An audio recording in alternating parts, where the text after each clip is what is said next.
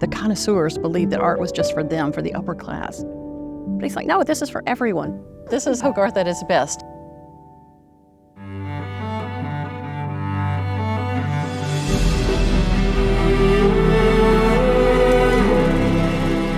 Fine arts illuminate our present and explicate our past.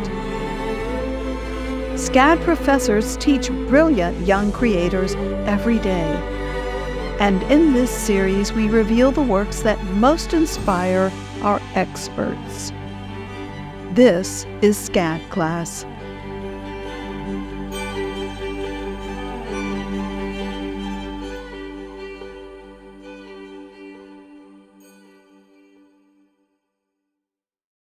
Today we delve into one of art history's most unique self-portraits, The Painter and His Pug, a masterwork from the iconic British artist and the father of sequential art himself, William Hogarth.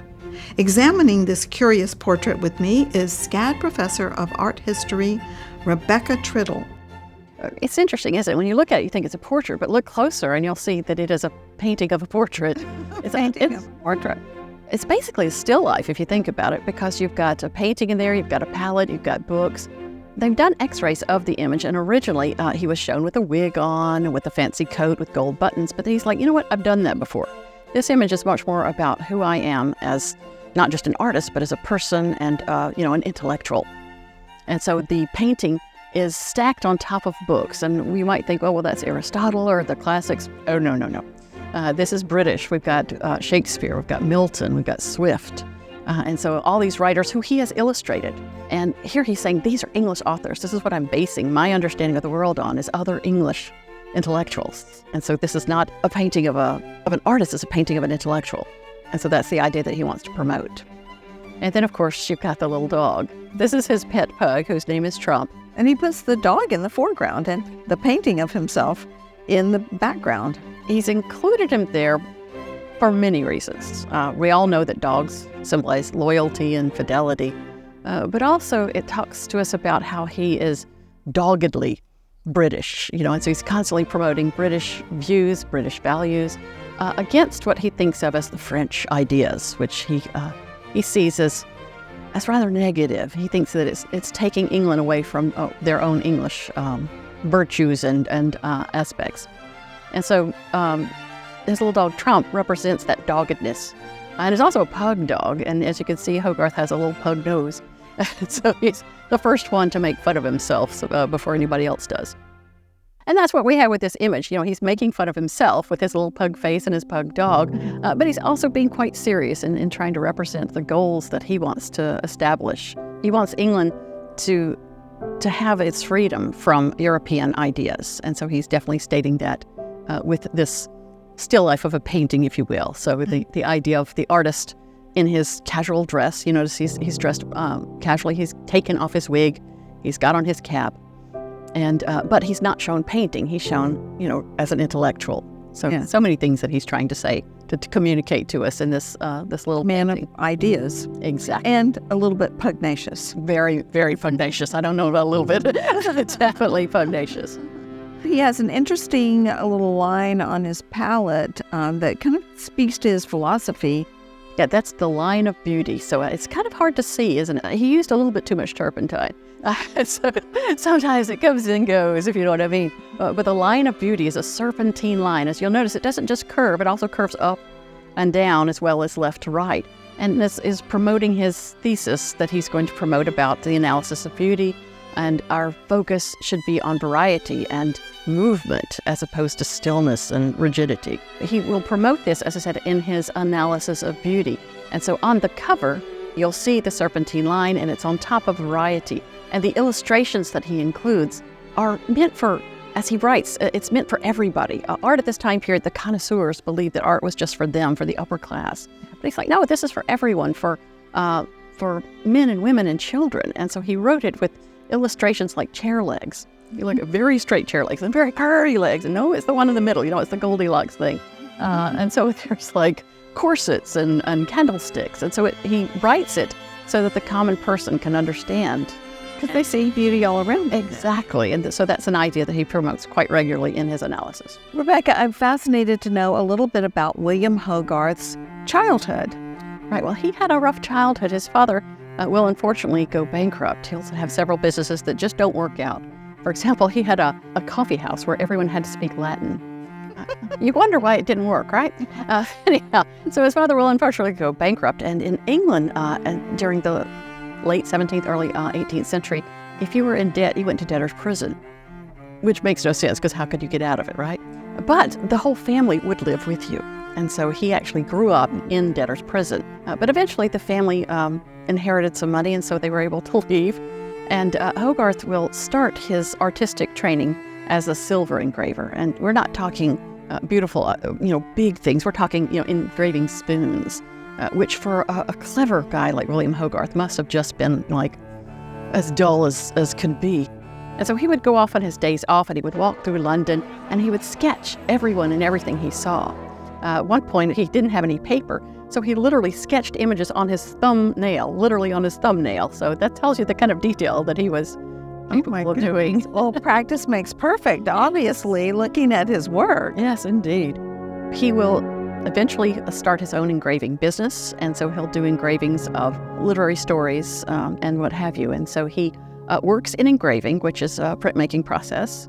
So you have a metal plate into which you carve lines. And if you want to carve curves, you have to turn the plate itself to curve them. And so it takes a lot of skill to create the amount of detail that you can see going on with Hogarth's plates. And just to think in that positive and negative space way. Yes, because you're always having to think backwards as you're creating the images, which is very impressive if you think about how beautifully detailed his images actually are. Yes. And he tells a story with each and every one. The English call him the father of sequential art. And so I agree. Great storytelling. The English compare him to Dickens, and some compare him along with Shakespeare because he's such a great storyteller. And so he did series after series, Harlot's Progress, Rake's Progress, The Marriage a la Mode is probably his most famous. And so you can see the story developing, and it's always a bad decision. No, it's what I call anti-hero stories because these people make bad decisions and it just goes from bad to worse. But it's humorous. But his humor is satire, and satire, as you know, has a little bit of anger in it. And so edge. Yeah, so he's a little unhappy with, especially as he sees the British kind of copying the way the French live and things like that. He's like, no, we're English. We should stick with our English goals, and that will see us through. It's following these European trends that are leading us astray, and so his stories tell that very clearly. Very clearly. Yes. Yeah, but it's basically the people die at the very end. So, yeah. Sorry, Okay. plot giveaway there. Here is the marriage a la mode, and so this is the first scene, and so we kind of set the stage. The marriage a la mode. Notice the French title, the a la mode. A la mode. Yeah. This, of course, is the fashions of the day, and so the fathers are actually enacting the contract. The couple are over on the side, not really paying much attention. No, they have their to backs to each other. Literally have their back to each other. The fathers are striking the deal. Yes, and so the wealthy father, the Earl of Squanderfield is his name. Yeah, Hogarth and his names. Is very wealthy, and you notice he's pointing to his family tree, which springs from William the Conqueror, and so his family is long lived here in England, but they're out of funds. So they've got the title, but they don't have the money. The middle-class man in the middle is the money bags. He's got the money, but no title. And so you can see that they both have something the other wants. And so what better way than to join their families by marrying their son and daughter? And this is just the first plate. There are 5 others that go into ridiculous detail to tell the story, and they're great fun. But in the end, they're about morals. Yes. Hogarth is saying these arranged marriages are not a good idea. You should marry for love, for companionship. You shouldn't marry for, financial benefit or, titles and elevation in society. And so it goes through this amazing story to tell us that. Well, all about consequences, really. Consequences yes. of decisions, consequences of behavior. And these would be released, like, how frequently? He would have what's called subscriptions. So if you were interested, he would maybe have an example of this is what the series is going to be like. And you could pay in advance, half of it. And so you would get the whole series before everyone else did. And the pricing was high, but not too high. And so, your middle-class people could purchase these and either frame them For example, we have what's called the Hogarth frame that was created specifically for his images. And so you could frame them and hang them in your home, or you could bind them in what's called a folio so that you could sit and look at the story like reading a book. And so as we look at sequential art, we can see the depth of detail that he represents. I love the idea of him being the forefather of sequential art, which, of course, we teach at SCAD. And we own 76 objects related to Hogarth in our SCAD Museum of Art. The Newton collection is a fascinating teaching tool. And I often take my classes to look at the paintings as well as the prints that we have from Hogarth that not many places have outside of England. So it's really a wonderful opportunity. How would you say this particular painting is a synthesis of Hogarth as the man, the artist? This is his thesis statement. Now, a thesis statement is a point that you need to prove, and he's proving here, yes, I'm an artist, I am an Englishman, and I am an intellectual. And so all of that is being encapsulated here. We see the man himself, we see his portrait, we see his doggedness, his fidelity, his loyalty. We see his love of England with the illustrations and the concepts of Shakespeare and Milton and Swift, and we see that line of beauty, that beautiful palette. While we don't have brushes and paint, we do have the reminder of the artist, but the intellectual behind the artist.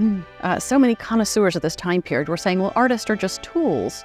They don't know enough to create great art. And Hogarth is like, oh, that is so untrue. Artists are the basis for intellectualism. They are the basis for creativity and inspiration. And so the line of beauty and his ideas that he promotes are definitely an important aspect of this image. And so all put together, as you can see, with this lovely swirling green fabric behind it, just tying the image in together, and that wonderful pug face, his little pug nose. He wants to show that he has risen from low all the way up to where he is. And it's not through anyone else's impact. It's through his own intellectualism, his own wherewithal, and his own dedication. Through dint of his own work and effort, yes. Doggedness and dogged pursuit, right? Yes.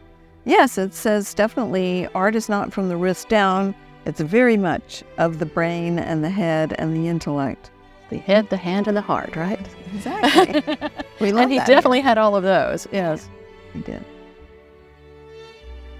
For all of you watching, keep the conversation going in the comments, and I'll see you next time.